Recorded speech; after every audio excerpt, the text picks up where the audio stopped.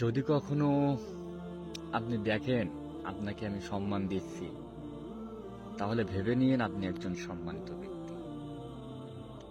আর যদি কখনো দেখেন আমি আপনাকে সম্মান দিচ্ছি নি, তাহলে ভেবে নিয়েন আপনি সমাজের ভাইরাস, মানুষ নামের ভাইরাস, যে ভাইরাস থেকে আমি দূরে থাকি। হ্যাঁ, এটাই আমার দায়িত্ব। আমি যে সম্মান পাওয়ার যোগ্য তাকেই সম্মান দেই। যে সমাজে ভাইরাস তাকে আমি কখনোই সম্মান দেই না, তার থেকে দূরে থাকি আমি। এটাই শ্রেষ্ঠ মনে করি। আমি আশরাফুল মাখলুকাত।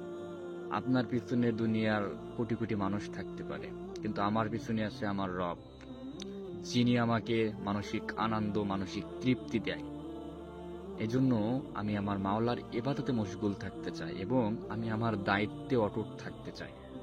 অযথা আমার পাশে এসে সম্মান চাইবার আশা করবেন না।